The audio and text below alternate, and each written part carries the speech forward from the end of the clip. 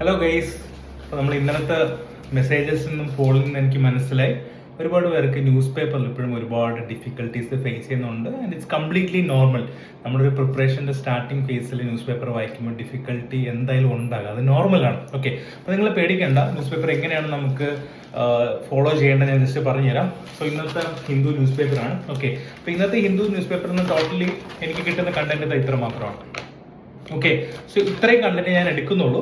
എനിക്ക് ഇത്രയും കണ്ടന്റ് കുറവ് വരുന്നതിൻ്റെ കാര്യം ഇതിൽ ഒരുപാട് കാര്യങ്ങൾ എനിക്കറിയാം. ഫോർ എക്സാമ്പിൾ, ഇപ്പോൾ നമ്മുടെ ഫസ്റ്റ് പേജിൽ IMD Indian meteorological department monsoon forecast ചെയ്യുന്നുണ്ട്. ഓക്കെ, അപ്പോൾ അതിൽ IMD എന്താണ്, അതെന്ത് ഓർഗനൈസേഷൻ ആണെന്ന് എനിക്ക് ഓൾറെഡി അറിയാം. ഓക്കെ, അപ്പോൾ നിങ്ങൾ ഈ കറണ്ട് അഫെയറിൽ നിന്ന് എടുക്കേണ്ടത്, നിങ്ങൾ ഈ ന്യൂസ് കാണുമ്പോൾ ഓക്കെ നിങ്ങളൊരു ന്യൂ വേർഡ് കേൾക്കുകയാണ് IMD. സോ എന്താണ് IMD?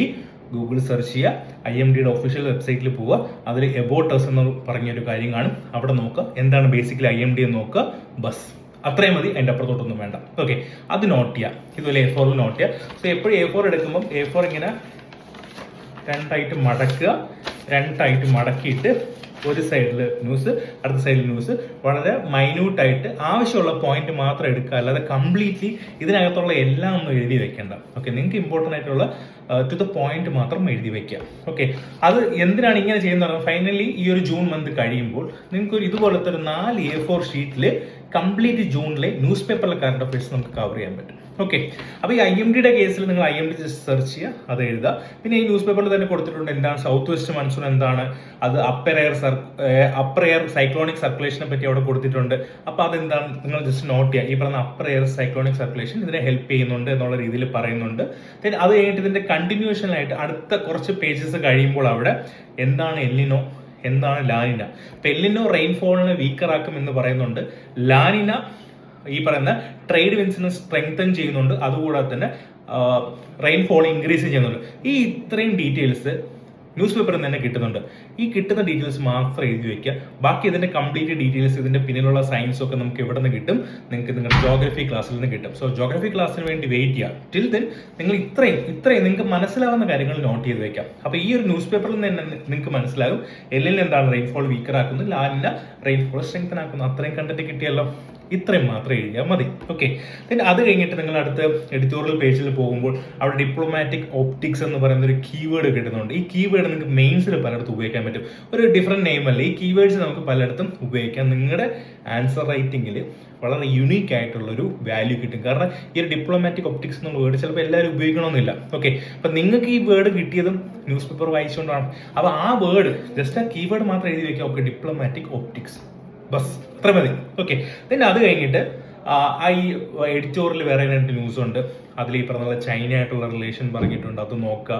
ദെൻ US ഈ ഇറാൻ ആ ഒരു ഇഷ്യൂസ് പറയുന്നുണ്ട്. അപ്പോൾ ഈ ഇഷ്യൂസ് ഒക്കെ നിങ്ങൾക്ക് ഒരു പക്ഷേ പുതിയതായിരിക്കും. അപ്പോൾ പുതിയതായിട്ട് നിങ്ങൾക്ക് കിട്ടുന്ന ന്യൂസ് നിങ്ങൾ ജസ്റ്റ് ഒന്ന് വായിക്കുക. ഇൻ കേസ് നിങ്ങൾക്ക് എഡിറ്റോറിയൽ വായിക്കുമ്പോൾ ഡിഫിക്കൽട്ടി ഫേസ് ആണെങ്കിൽ ജസ്റ്റ് സെർച്ച് ചെയ്യുക. ഇപ്പം അതിലിപ്പോൾ ഇന്ത്യ ചൈന സിക്കിമിൻ്റെ ഇഷ്യൂ ആണ് പറയുന്നത്. അപ്പോൾ എന്താണ് ഈ പറയുന്നത് സിക്കിമായിട്ടുള്ള ബോർഡർ ഇഷ്യൂ എന്താണ്, ജസ്റ്റ് ഗൂഗിൾ സെർച്ച് ചെയ്യുക. അല്ലെങ്കിൽ നിങ്ങൾക്ക് ഇപ്പോൾ ഏറ്റവും ബെസ്റ്റ് നിങ്ങൾക്ക് ഹെൽപ്ഫുൾ ആയിട്ട് ChatGPT ഉണ്ട്. അപ്പോൾ ChatGPT ചോദിക്കുക ഇന്ത്യ ഈ സിക്കിം ചൈന റിലേഷനിൽ എന്തൊക്കെയാണ് ബേസിക്കലി എനിക്ക് മനസ്സിലാകുന്ന രീതിയിൽ ഒരു ഫസ്റ്റ് റീഡർ എന്നുള്ള നിലയ്ക്ക് ഇതൊന്ന് പറഞ്ഞു തരാമോ എന്നുള്ള രീതിയിൽ ഒരു പ്രോംപ്റ്റ് കൊടുത്തു കഴിഞ്ഞാൽ ChatGPT ക്ലിയർ ആയിട്ട് ഈ സിക്കിമിന്റെ ബോർഡർ ഇഷ്യൂ നിങ്ങൾക്ക് ക്ലിയർ ആയിട്ട് പറഞ്ഞു തരും.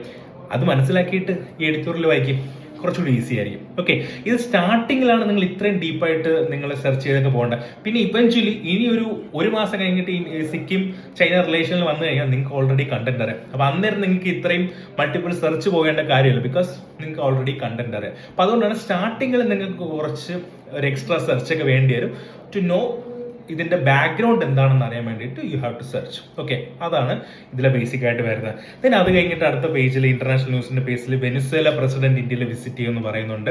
ഓക്കെ, അപ്പം നിങ്ങൾ എന്താണ് ചെയ്യേണ്ടത്? വെനിസ്വേല എവിടെയാണ് നിൽക്കുന്നത്, മാപ്പ് എടുക്കുക, അറ്റ്ലസ് എടുക്കുക. എപ്പോഴും നിങ്ങളുടെ കയ്യിൽ അറ്റ്ലസ് കൂടെ വേണം. അറ്റ്ലസ് എടുക്കുക, വെനിസ്വേല എവിടെയാണെന്ന് പോയിന്റ് ചെയ്യുക. വെനിസ്വേലയുടെ ചുറ്റുമുള്ള കൺട്രീസ് ജസ്റ്റ് ഒന്ന് നോക്കിയാൽ, കംപ്ലീറ്റ് നോട്ടൊന്നും എടുക്കണ്ട, ജസ്റ്റ് ഒന്ന് നോക്കിയാൽ മതി. ബസ് അത്രയും മതി. വെനിസ്വേല എവിടെയാണെന്ന് നോക്കുക, അത്രയും ഡീറ്റെയിൽസ് മതി, കൂടുതൽ ഡീറ്റെയിലോട്ട് ഇപ്പൊ പോകണ്ട. ഓക്കെ, വെനിസ്വേല എന്നുള്ളൊരു കൺട്രി നിങ്ങൾ കണ്ടു, അത് ഈ ഗ്ലോബിൽ എവിടെയാണെന്നൊന്നും അറിയണം, അത്രേ ഉള്ളൂ.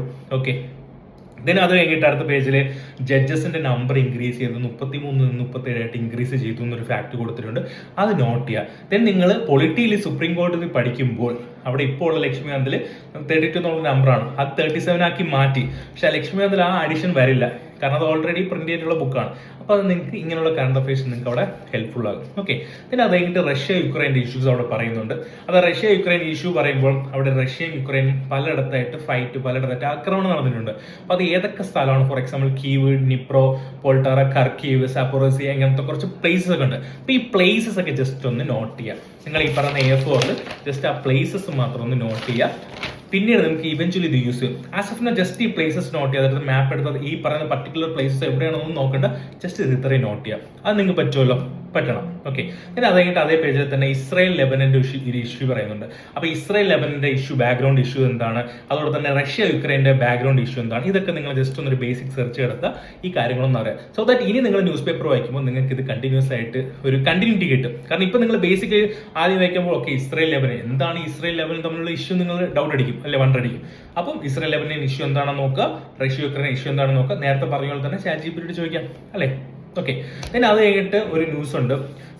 നമ്മുടെ പോപ്പ് ഒരു വനിതയെ, ഒരു സാധാരണക്കാരിയായ ഒരു വനിതയെ അവിടുത്തെ ടെലികമ്മ്യൂണിക്കേഷൻ ഡിപ്പാർട്ട്മെന്റ് ഹെഡായിട്ട് എടുത്തു എന്ന് പറയുന്നത്. അപ്പൊ അത് പ്രിലിംസിനേക്കാൾ ഉപരി ഇത് നമുക്ക് മെയിൻസിന് യൂസ്ഫുൾ ആകും. മെയിൻസിന് യൂസ്ഫുൾ ആകും എന്ന് പറയുമ്പോൾ അതിൽ SCL നമുക്ക് യൂസ് ചെയ്യാം, എത്തിക്സിൽ യൂസ് ചെയ്യാം, അതുപോലെ തന്നെ വിമൺ എംപവർമെന്റിലെല്ലാം നമുക്ക് ഇത് യൂസ് ചെയ്യാൻ പറ്റും. അപ്പൊ അത് നല്ല രീതിയിലുള്ള നിങ്ങൾക്ക് നിങ്ങളുടെ ആൻസർ നല്ല യുണീക്ക് ആയിട്ട് നിങ്ങൾക്ക് ഇത് സെറ്റ് ചെയ്യാൻ പറ്റും. ഓക്കെ, പിന്നെ അത് കഴിഞ്ഞിട്ട് ഇൻഡിജിനിയസ് ആയിട്ടുള്ള രുദ്ര മിസൈൽസ് അവിടെ എടുക്കുന്നുണ്ടെന്ന് പറയുന്നുണ്ട്.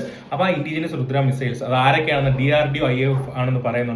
പിന്നെ എയർ ടു സർഫസ് മിസൈൽ ആണെന്ന് പറയുന്നുണ്ട്. ഓക്കെ, അപ്പൊ ഈ കണ്ടന്റ് അത് പ്രിലിംസ് ഓറിയന്റഡ് നിങ്ങൾക്ക് കണ്ടന്റ് എടുക്കാം. അത് നിങ്ങൾക്ക് യൂണിക് ആയിട്ട് കിട്ടുന്ന കണ്ടന്റ് ആണ്, ന്യൂസ് പേപ്പറിൽ നിന്ന് കിട്ടുന്ന കണ്ടന്റ് ആണ്.